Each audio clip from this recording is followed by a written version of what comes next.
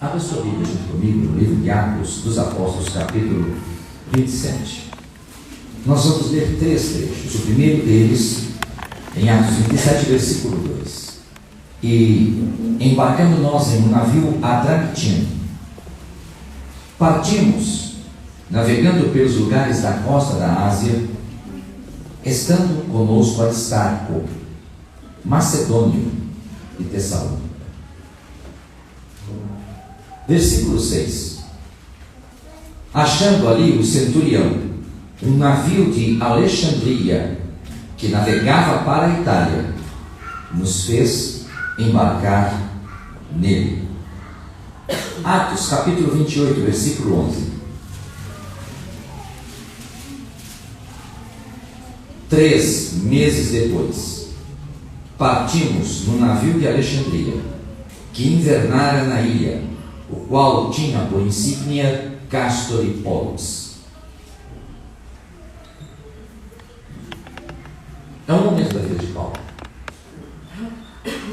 Quem escreve acerca deste momento, obviamente estava participando desse momento da vida de Paulo. Se vocês me atentaram, os versículos eles são dirigidos na primeira pessoa do plural, nós. Então, quem está escrevendo essa história estava lá, junto com Paulo. É verdade que esse homem, ele não esteve o tempo todo com o apóstolo Paulo. Se você vai lá no capítulo 1, no versículo 1 de Atos dos Apóstolos, você vai encontrar que este homem, Lucas, ele já havia alguns anos antes escrito um evangelho. Atos dos Apóstolos é praticamente uma carta pessoal de Lucas para um amigo que ele chama Teófilo. E ele vai dar continuidade aos registros históricos e às pesquisas que ele havia feito acerca do Senhor Jesus Cristo, do estabelecimento da igreja.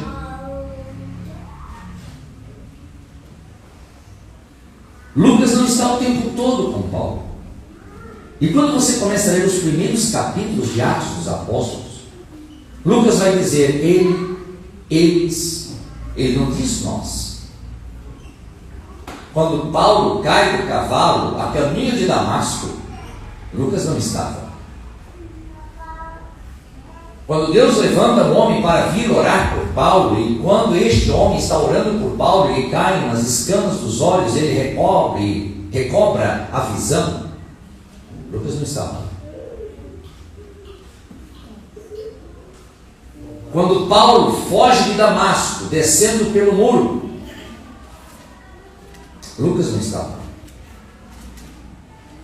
Quando Paulo depois aparece repentinamente na igreja de Antioquia da Síria, e durante uma reunião de oração ele é separado, ele é escolhido e separado e comissionado para pregar o evangelho, Lucas não estava lá. Quando Paulo vai a Jerusalém levar a oferta de socorro, oferta financeira, e Paulo vai, entrega a oferta e retorna para Antioquia da Síria, Lucas não estava lá. Quando Paulo faz a sua primeira viagem missionária, Lucas não estava lá. Quando João Marcos os abandona no meio da primeira viagem missionária e retorna para Jerusalém, Lucas não estava lá. Quando Paulo decide fazer uma segunda viagem missionária e chama o companheiro Barnabé, e Barnabé diz: vamos chamar João Marcos, e Paulo diz: não, que esse menino, eu confiei nele, ele me abandonou na primeira viagem, eu não o quero mais comigo. E Barnabé insiste.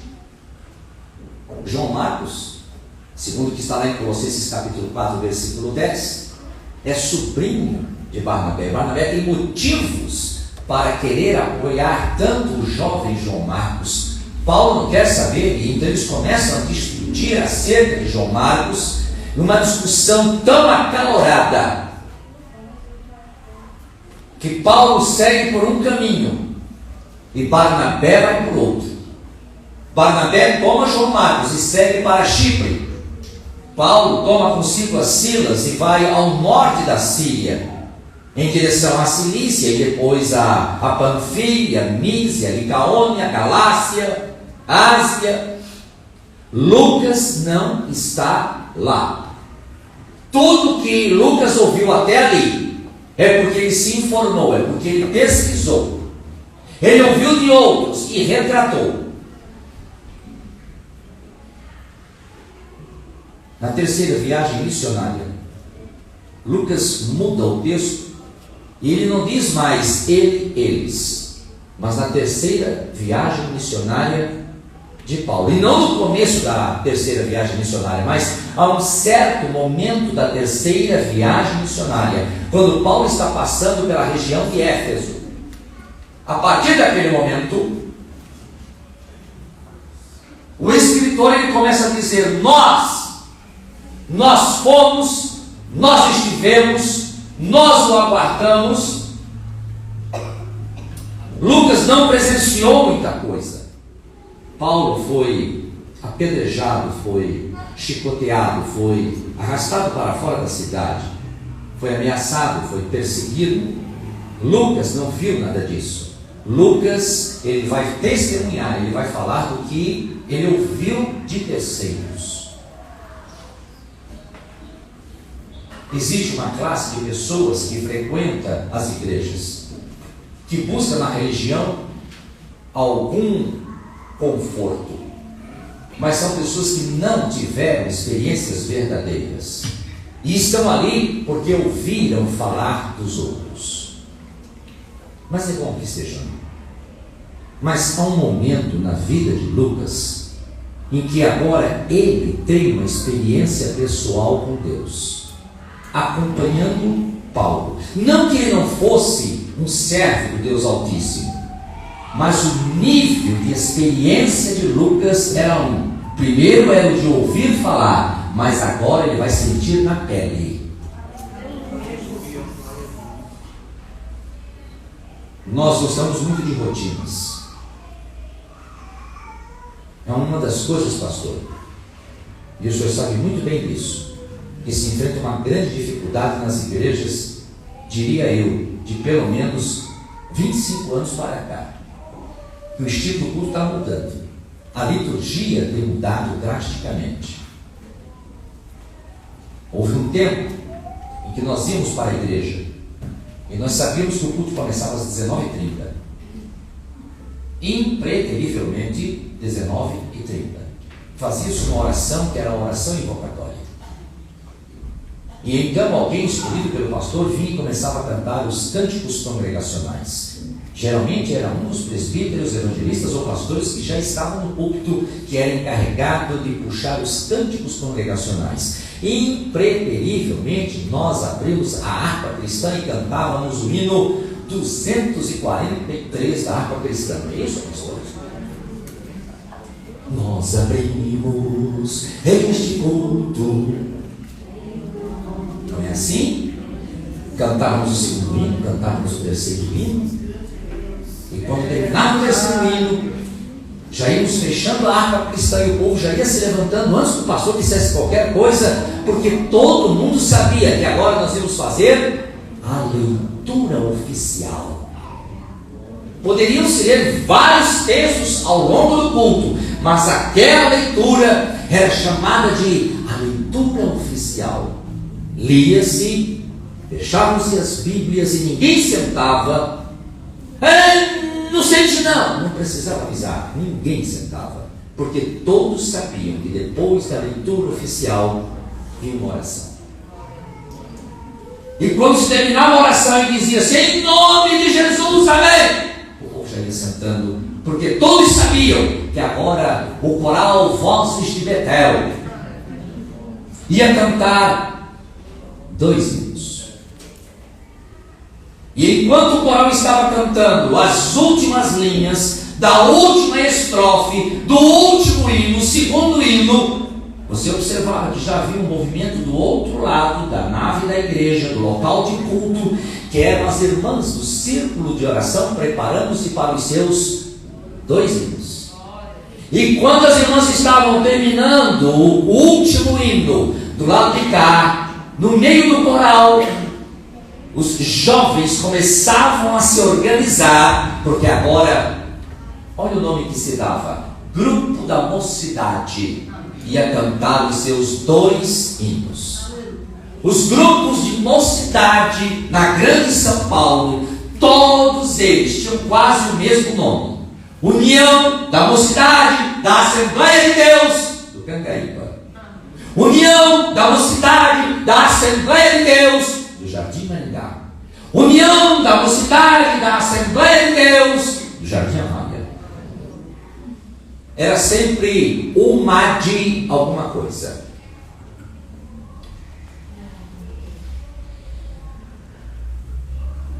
Todo mundo cantava, tirava-se oferta, fazia-se uma oração, o pregador iniciava a mensagem. Se entre os hinos dos grupos e a mensagem se houvesse de abrir oportunidade, era naquele momento. E se o culto começava às 7h30, a pregação começava às 8h30, então por volta de 8h15 até 8h30, alguém dizia: é a hora que o pastor dá oportunidade. Se ele tiver que me chamar, ele vai chamar agora. E então, pastor, entre 8h15 e 8h30 da noite, havia um movimentozinho dentro da igreja, porque tinha um pessoal que dizia: eu é que não quero ser chamado hoje. Então um grupo ia para a tesouraria, outro grupo ia para a secretaria, alguém ia arrumar as pastas, alguém ia no banheiro, alguém dizia: vamos ver como está a porcaria, correndo do momento de o pastor fazer assim: você! Vem aqui dar um testemunho. Mas era uma rotina, todo mundo conhecia a rotina. E nós sabíamos qual era a hora que nós tínhamos que nos esconder no meio dos bancos para que o pastor não nos achasse e nos chamasse. Mas mudaram a rotina, pastor. E agora nem sempre nós cantamos o hino 243. Na verdade, muito raramente nós cantamos o hino 243. O grupo de louvor se levanta e canta 2, 3, 4, 5, 6 hinos. Eu não sei quantos hinos é projetada a letra, todo mundo acompanha. Durante o louvor, às vezes alguém do louvor ainda dá uma palavra. Quando termina o louvor, nós não sabemos o que o Senhor vai fazer. Nós não sabemos se o Senhor vai chamar o coral, o grupo da juventude, as irmãs do círculo de oração. E então, a igreja hoje, ela tem uma postura cultica diferente do que acontecia, pelo menos 25 anos atrás. Que quando a gente vem para a igreja, algumas pessoas, porque ocupam cargos, elas se veem obrigadas a vir para a frente. Mas uma boa parcela da igreja prefere ocupar as últimas cadeiras. E as cadeiras da frente ficam desocupadas. Mas por que é que deixam as cadeiras da frente desocupadas e ficam nas últimas cadeiras, se escondendo do pastor para não receber oportunidade? Porque antes eles sabiam que ia ser entre 8h15 e 8h30, mas agora mudaram tudo. Eu não sei, a qualquer hora ele pode me chamar, eu vou ficar aí aqui atrás, bem escondido. Maria, vem na para a próxima.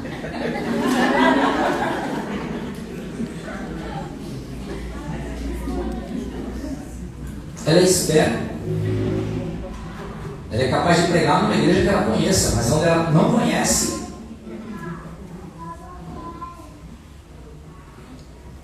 As rotinas, elas criam zonas de conforto. É aquela coisa que você está na sua casa, você está conversando no seu escritório. Quantas vezes eu estou lá no meu escritório atendendo um cliente, e eu estou conversando com o cliente, olhando nos olhos dele, e durante a conversa, enquanto eu estou olhando para o cliente, eu estendo a mão, abro a gaveta, pego uma caneta, puxo, fecho a gaveta, e o cliente olha para mim. Mas é porque eu já estou acostumado com o meu escritório, eu sei exatamente onde está tudo. Eu não preciso olhar. São as minhas rotinas e elas me dão segurança. Eu me sinto protegido na minha zona de conforto, porque ali nada que seja imprevisível vai me pegar de surpresa. Eu sinto segurança. Agora muda o culto, eu não sinto mais segurança nenhuma. Eu não consigo mais me concentrar no culto, porque a qualquer hora podem me chamar para testemunhar. E então a pessoa vem para o culto, mas ela vem fora da zona de conforto. Lhe tiraram as rotinas e foi como se lhe tirassem o chão. Sim, pastor, mas isso tem a ver o quê com Atos capítulo 27 e 28? Chegando eu queria que Lucas, durante um bom tempo da sua vida, ele desenvolveu e viveu dentro de uma esfera de rotinas. E quando ele diz eles fizeram, foram, aconteceram, ele está como espectador de fora. Ele ouviu, ele soube, mas ele não estava participando, porque ele estava nas suas rotinas, na sua zona de conforto, vivendo previsibilidades. Aqui ninguém me assusta, aqui nada me pega de surpresa.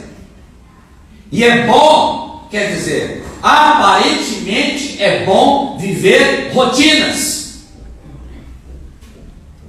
Nós nos acostumamos com elas. O pastor, quando vinha comigo, me trazendo para essa congregação, ele estava me falando da maratona que ele viveu esses dias. Mas por trás daquela maratona, eu percebi a menção dele a algumas rotinas. Rotinas a qual ele é submetido por causa de um contrato de trabalho, que diz que ele precisa entrar às 4 da manhã. Então ele já sabe exatamente qual é a hora em que ele precisa se levantar, tomar banho. Ele sabe quanto tempo a cafeteira elétrica demora para preparar o cafezinho que ele vai tomar de manhã. Ele sabe exatamente o momento em que ele tem que sair de casa e quanto tempo ele gasta até o trabalho. Rotinas. Nós nos sentimos confortáveis com elas. Mas quando nos tiram as rotinas, nós perdemos a segurança. Nos sentimos como se estivéssemos num quarto escuro, trancados e à meia-noite. Não sabemos o que nos rodeia. Não sabemos o que esperar. E isso é apavorante. Isso desestabiliza qualquer pessoa. Nós sentimos insegurança, medo. Isso é atentatório contra a nossa fé. Porque a fé que nós desenvolvemos é uma fé calcada na previsibilidade. Cremos porque sabemos o que vai acontecer.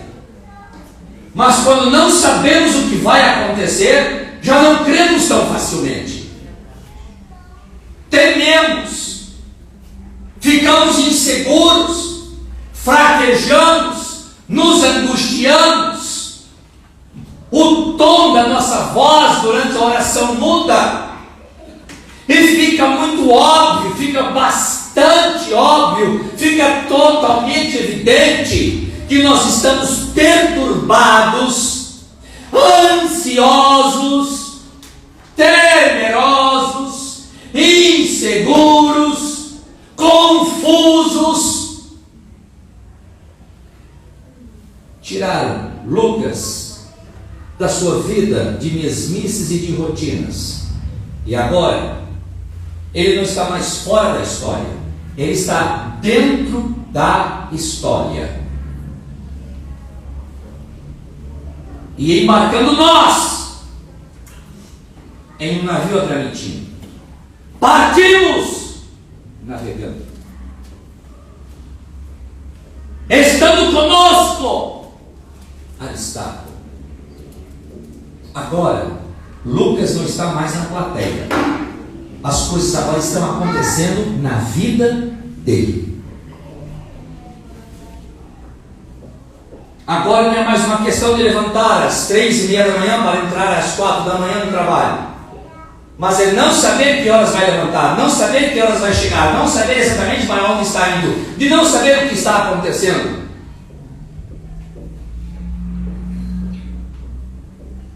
Paulo estava preso. Já fazia 2 anos que ele estava detido, acusado pelos judeus de profanar o templo em Jerusalém. Mas isso não está cadeia. Isso não é contra a lei de Roma. Mas os judeus arquitetaram uma situação, uma tal confusão, uma balbúrdia em Jerusalém, que alguém avisa o centurião passa a notícia ao tribuno, e o tribuno então arregimenta consigo pelo menos 2 centuriões e então 200 homens, e vão até o local da confusão em Jerusalém. Quando chegam na praça, percebem que existe um homem no meio da confusão e dizem: é ele. Paulo foi preso por causa das aparências. Paulo foi preso não porque profanou o templo de Jerusalém, mas porque os romanos achavam que ele estava incitando o povo à desordem social. Alguém presumiu que Paulo era um egípcio, que alguns anos atrás havia arregimentado milhares de salteadores, ladrões, malfeitores, para uma revolução contra o domínio romano, e quando disseram: deve ser aquele egípcio. Então correram e prenderam Paulo. Paulo foi preso por equívoco, baseado numa premissa equivocada de que ele era o líder de uma rebelião, sem que ele fosse aquele homem. Os judeus disseram: deu certo. Agora que ele está na prisão, vamos pedir uma audiência. E quando ele estiver sendo levado para a audiência, nós estaremos à espreita, e no meio do caminho, entre a prisão e a sala de audiências, nós vamos atacá-lo e matá-lo. E então acaba esse negócio de pregar a Jesus Cristo aqui em Jerusalém. Curiosamente, na hora em que eles estão combinando isso, tem um menino que está por ali brincando. Aquele menino é sobrinho de Paulo, é filho da irmã de Paulo, e o menino está ouvindo tudo. Às vezes eu estou pregando e o Gabriel ele começa a dormir. Às vezes eu estou pregando e ele pode até estar olhando para mim, mas ele não está entendendo nada do que eu estou falando. Às vezes eu estou pregando, mas ele está cutucando a mãe, falando alguma coisa para Maria. E é natural que ele se comporte dessa maneira. Mas aquele menino, de uma maneira inexplicável, ele está atento na conversa daqueles homens. E depois que ele escuta tudo, ele diz: titio está passando perigo, querem matá-lo. E ele sai correndo e vai até a prisão e deixa o menino entrar para conversar com Paulo. E ele diz: titio, eu ouvi os homens combinando para te matar. Paulo diz: chame o tribuno ou então o centurião, escutem o que esse menino está falando. Ora, quem ouviria um garoto? Mas surpreendentemente, eles resolvem pegar o menino, levá-lo diante das autoridades, os que chefiam a prisão, a fortaleza Antônia. E o menino diz: olha, eu estava lá em tal lugar e ouvi isso. E então o tribuno dá ordem: peguem Paulo de madrugada, separem 200 soldados de infantaria, separem 70 homens da cavalaria, separem mais 200 homens que trabalhem com arco e flecha, os arqueiros, 470 homens para escoltar Paulo, para tirá-lo com segurança da fortaleza Antônia em Jerusalém. Paulo chega em Cesareia. Ele é ouvido pelas autoridades, mas as autoridades não querem tomar postura diante de Paulo, porque temem trazer para si a antipatia dos judeus. E então, depois da audiência preliminar, jogam Paulo na prisão, e Paulo fica 2 anos na prisão. De tempos em tempos, o chama. Ei, falei alguma coisa? Mas na verdade o texto diz que o que aquele homem queria era propina, dinheiro. Ele queria que Paulo ofertasse: olha, eu te dou alguns tantos R$1.000 para que você me solte. Paulo nunca deu um centavo, ele não participava desses esquemas. E então Paulo continuou na prisão. Chega o dia do julgamento e Paulo diz: eu sou cidadão romano. De fato ele era. E por que eu vou ser julgado por esse tribunal? Como cidadão romano, eu tenho o direito de ser julgado em Roma. Eu quero ser julgado em Roma. Então o juiz diz: apelastes para Roma? Pois então, para Roma irás. Lançam Paulo dentro deste navio, o navio Adramitino. E o navio vai costeando em direção à Fenícia. Quando chega na Fenícia, o centurião diz: ei Paulo, ninguém me disse nada, então vamos fazer o seguinte: pode descer do navio e vá visitar a igreja. E Paulo vai visitar os crentes da igreja da Fenícia. É a primeira e última vez que vai se falar dos crentes da igreja da Fenícia. E eles recebem Paulo, e quando o encontram, percebem que as costas de Paulo estão cheias de vergões. O que foi que houve? Não, eu fui torturado na prisão, bateram em mim, minhas costas estão todas cortadas. E a igreja da Fenícia vai cuidar dos vergões e das lâminas que cortaram as costas de Paulo, e então o devolvem ao navio e ele segue viagem. Lucas está lá. É um navio adramitino. Navios adramitinos é porque vinham de uma região chamada Adramito ou Adramítia. Eram pequenas embarcações, porque o local em que eles se deslocavam não havia maiores perigos, e os portos pelos quais eles trafegavam eram portos cuja calha era menor. Então Paulo é posto no navio pequeno e é levado da Cesareia, costeando a Palestina em direção ao norte. Navio pequeno. Mas Lucas diz que quando chegam a um certo ponto, estando eles na Lícia, na região da Lícia, hoje Ásia Menor, hoje pertencente à Turquia, o centurião tira Paulo do porão do navio, do pequeno navio, e o coloca em outro navio que vinha vindo de Alexandria. Este é um navio que faz viagens maiores. Esse navio ele precisa ter um porte maior. E Paulo é tirado de um navio pequeno para um navio maior. Lucas está junto. Vão costeando a Ásia. Mas quando chegam de fronte de Quinido, próximo de Creta, decidem mudar o trajeto do navio. Não encontram ventos favoráveis. Na verdade, é uma calmaria que o navio mal sai do lugar. Com muita dificuldade e muito lentamente a viagem vai seguindo. Até que de repente sopra um vento muito forte e inesperado, chamado vento Euraquilão. E o navio é arrastado e tirado totalmente da sua rota. Se perdem. E se perdem no meio de uma tamanha tempestade, que quando a tempestade cessa, já estão navegando há 14 dias e não conseguem ver referências geográficas. Precisavam do sol, precisavam da lua, precisavam das estrelas, mas a tempestade lhes tirou todas as referências de navegabilidade.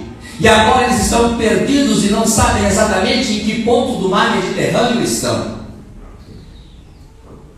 Lucas está lá. Numa daquelas noites, da 13ª para a 14ª noite, Paulo está dormindo, quando o anjo do Senhor aparece a ele e diz: Paulo, não temas. Assim como pregastes acerca do Senhor Jesus Cristo lá na Palestina, importa que sejas levado até Roma, porque assim Deus determinou, e lá você vai dar testemunho do nome do Senhor. Paulo está perdido, o navio está sem rumo, e apesar de ele ir por desses caminhos, sem saber exatamente por onde está indo, sem previsibilidade, sem zona de conforto, sem rotina, mas existe uma promessa de Deus na vida dele, existe uma revelação, e ele diz muito bem: eu não sei como vai ser, mas eu sei que será.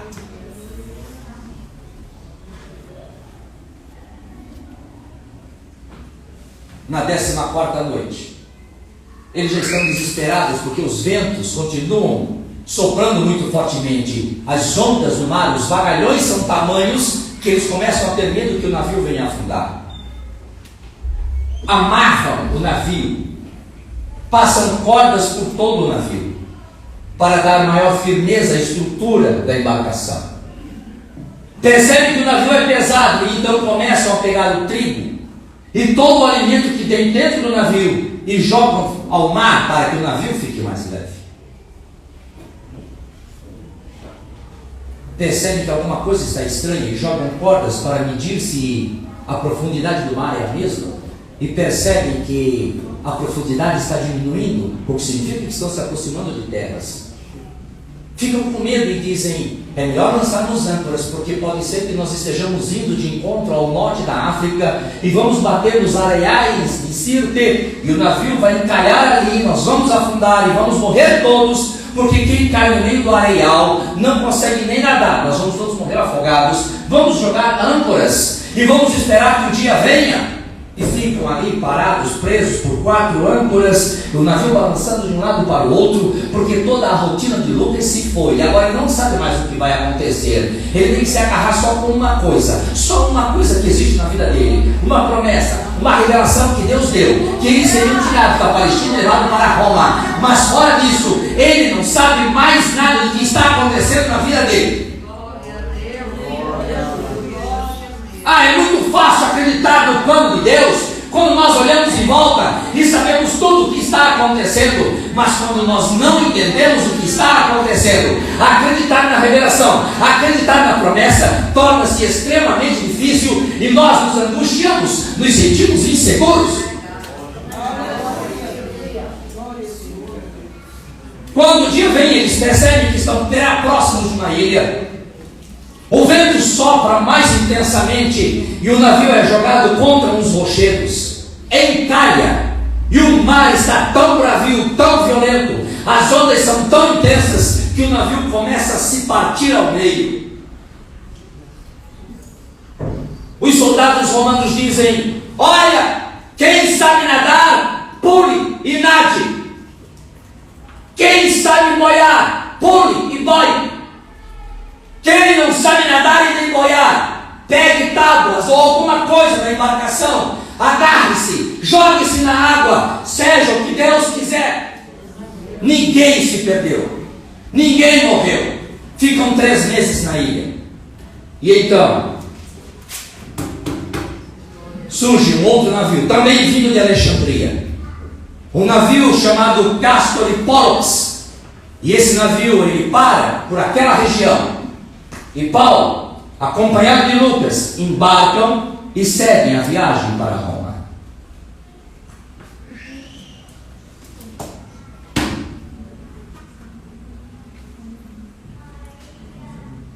Situação difícil, hein, Lucas?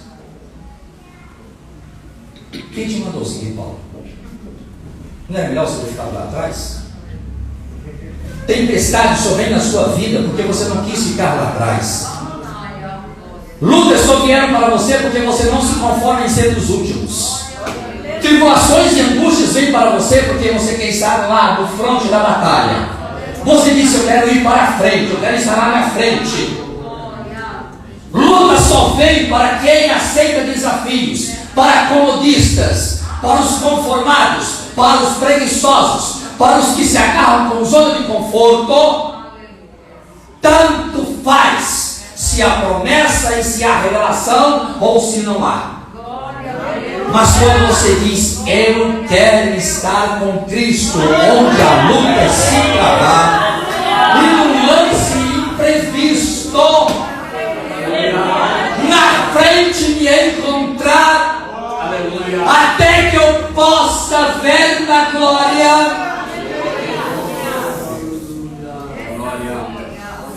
Só há lutas na sua vida porque você aceitou desafios. As pressões que estão sobre você não são os teus pecados, mas é porque existe um propósito de Deus na sua vida. Deus, Ele tira você das tuas zonas de conforto. Deus, Ele não se agrada das tuas mesmices, do teu conformismo. Deus é um ser revolucionário. Ele se apraz em fazer da tua vida uma história magnífica. E se até agora você olhou a vida dos outros e sempre deu o testemunho do outro, ele foi curado, ele foi liberto, ele foi batizado com o Espírito Santo.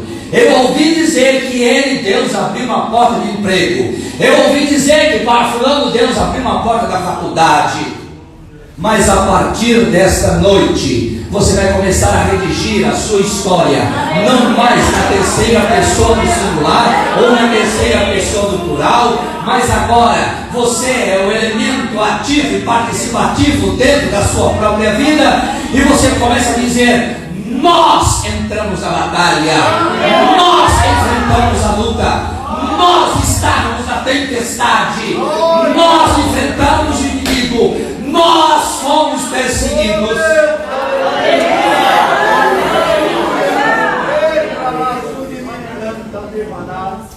Zona de conforto, comodismo. Esqueça. Isso ficou há muitos anos para trás. Mas pastor, eu não sei o que vai acontecer amanhã. Você não precisa saber o que vai acontecer amanhã. Deus levanta um profeta por volta do ano 700 antes de Cristo, e o profeta diz: nós cremos que os justos serão justificados pela sua fé. Paulo se apega com aquela palavra e a reescreve e diz: nós andamos não pelo que vemos, mas pelo que não vemos. Nós andamos por fé.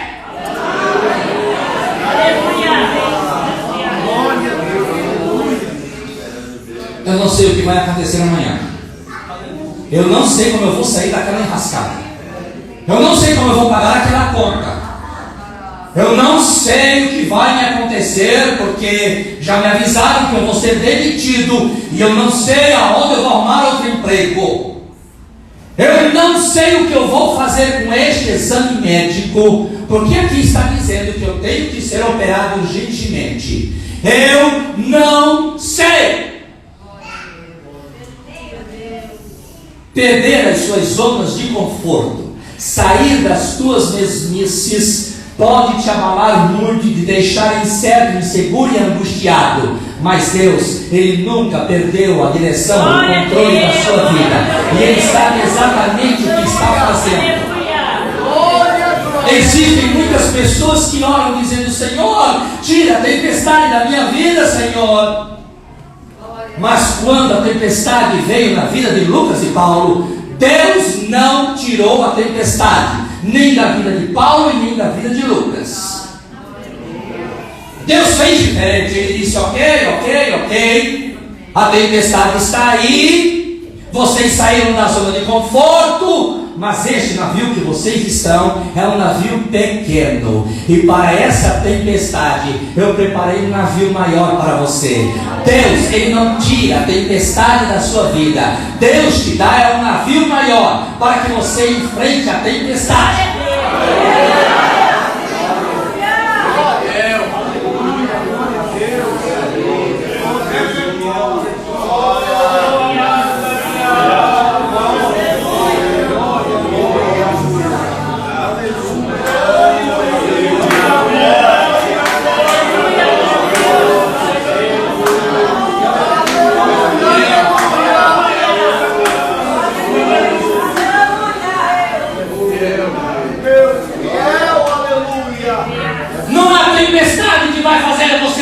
carregar. A luta que veio sobre você não é para a tua derrota. Deus não planejou puxar o teu tapete. Deus não está te passando uma rasteira. A luta é para que o nome dele seja engrandecido na sua vida. Isto é para a glória de Deus.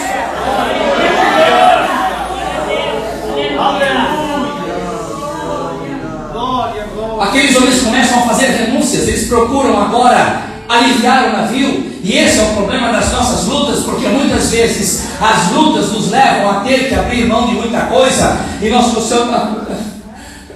Jogue fora.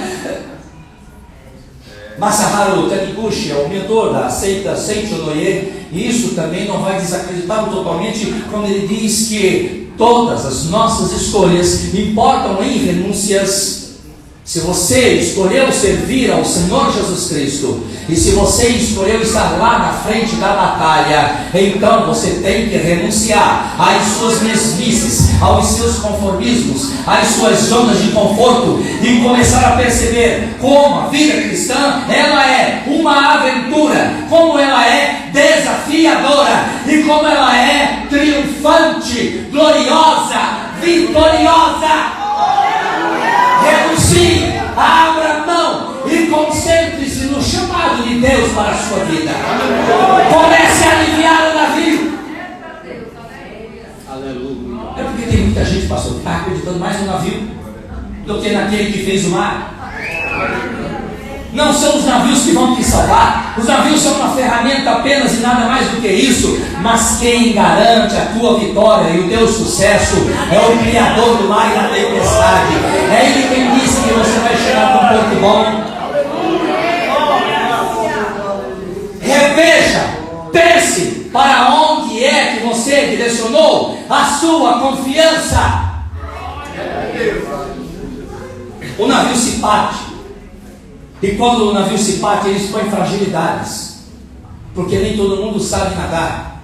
Alguns mal sabem boiar, e tem uns que não sabem nem boiar e nem nadar.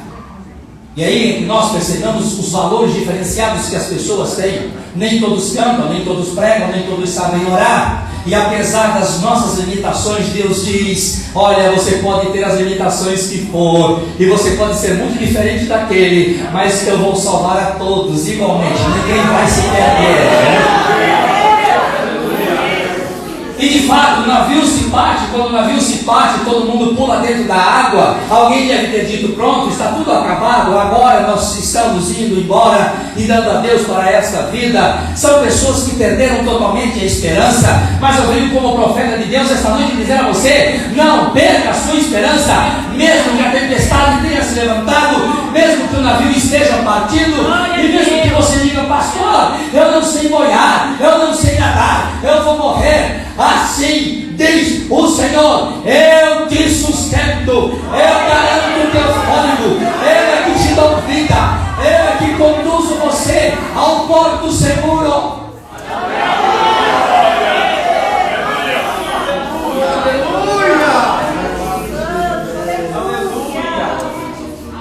Paulo chegou onde tinha que chegar, e Lucas estava junto. Glória, glória! Ninguém morreu. Todo mundo chegou num porto seguro. Verdade que quando chegaram lá na praia, chovia torrencialmente e fazia muito frio. E aí, Paulo, como é que foi? Deus me salvou. Pode até ser com frio, pode até ser com algum desconforto, mas acredite, Ele não desistiu de você. Ele continua acreditando em você. Ele continua apostando em você. Pode ser um pouquinho desconfortável, mas o desconforto não significa que Deus não esteja com você. O desconforto não significa que Deus está raivoso com você. Muito pelo contrário, o tempo todo Ele está cuidando de você, mesmo quando as ondas parecem que vão levar você ao fundo do mar. 3 meses depois. É outra coisa. Nós não sabemos lidar com o tempo. E nós queremos que tudo aconteça ontem. Vou prestar Enem. Eu tenho que passar agora. Não, mas você, não sei. Eu acho que você vai passar no outro. Não, eu tenho que passar agora. E quando não passa, então vem a cara da frustração. A frustração encarnada. E nós não entendemos que Deus, quando Ele trabalha na nossa vida, Ele tem um timing, Ele tem um propósito. E não é porque Deus precisa de tempo. Quem precisa de tempo é você. Não é Deus que tem que ser amadurecido, você que tem que ser preparado para o tempo de Deus. E Paulo e Lucas precisaram ficar 3 meses na ilha de Malta. Parece que agora as coisas caíram naquele estado de mormaço. Será que nada mais vai acontecer na minha vida? Vai ser isso o resto da minha vida? Primeiro dia. No segundo dia, de novo a mesma coisa. No terceiro dia, de novo arroz, feijão, meu feito. No quarto dia, o mesmo salário do mês passado. No quinto dia, de novo essa dor de cabeça. 90 dias. E então passa um navio. Que Lucas olha para o navio e diz que nem os paraibãos diriam: oxi! Porque o navio que vem passando era a cara do navio que havia se partido e afundado. Era idêntico, também era um navio alexandrino. E nós também pensamos que a bênção que Deus fez ontem na minha vida é a mesma que Deus vai fazer hoje. Mas existe uma escola filosófica na Grécia Antiga que diz que quando você está numa ponte sobre um rio, o rio que você vê passar, ele nunca se repetirá, porque as águas sempre serão outras. E você, como observador, também nunca será o mesmo, porque o William das 7 horas da noite não é o William das 8:30 da noite. Nós nunca somos os mesmos, as circunstâncias nunca são as mesmas. As bênçãos que Deus fez na vida dele servem como inspiração para mim. Inspiração. Mas Deus, uma coisa que Ele trabalha são os ineditismos. Deus, Ele sempre é inovador. E aquilo que Deus disse que ia fazer na sua vida é totalmente novo e diferente de qualquer coisa que qualquer pessoa, em qualquer momento da história da humanidade, possa ter imaginado, vivido ou ouvido. Aleluia! É por isso que Deus levanta o profeta Isaías e diz: eis que agora faço uma coisa nova, e sairá à luz, e porventura não a sabereis. Então, quando Deus te colocar no navio, se ele for pequeno, não se lamente. Navios pequenos também podem fazer você navegar bem. E se depois Deus te colocar no navio maior, é porque Ele está te preparando para tempestades maiores. E se o navio se partir, apesar de ser um grande navio, não interessa, quem me salva não é o navio, mas é o dono do mar. E quando a sua vida for uma mesmice, não se preocupe, você pode ficar 90 dias na ilha de Malta, mas isso não quer dizer que Deus não está trabalhando. O outro navio está vindo, ele vai chegar no tempo certo na sua vida. E quando chegar, você vai entender que Deus, Ele nunca desistiu de cumprir a promessa que Ele estabeleceu para você. Ouçam! A tempestade está aí, mas aqui ninguém haverá de se perder, e todos chegaremos ao nosso destino.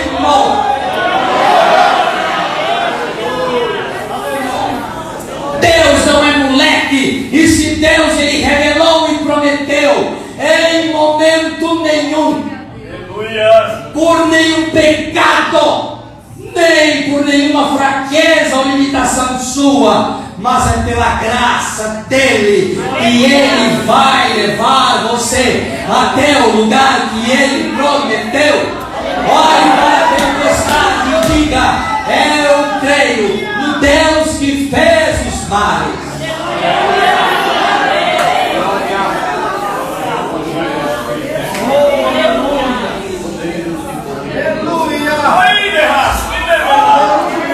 Esqueça as mesmices. Esqueça os lugares comuns. Deus, Ele está fazendo uma revolução na sua vida. E ela é transformadora, ela é espetacular. Ela está muito acima de qualquer coisa que você tenha desejado. E Deus vai realizá-la assim na sua vida.